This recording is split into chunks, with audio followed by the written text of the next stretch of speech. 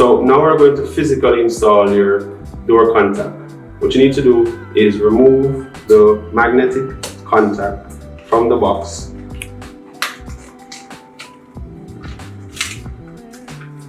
It comes with double-sided tape. Put this aside for later, we'll be using this. Make sure the two arrows line up on the same side. This physically mounts on the top immovable side of the door, and this goes on the actual door itself. You need to remove the two tabs, pull them out. Now the sensor is active. So the smaller tab is for the magnet, so you just remove one side of the tape, place it on the magnet.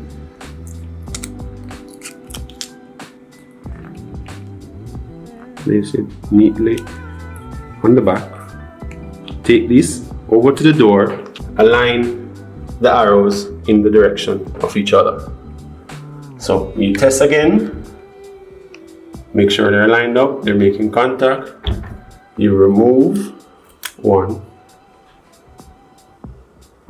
press, you remove the other, remember, arrow pointing,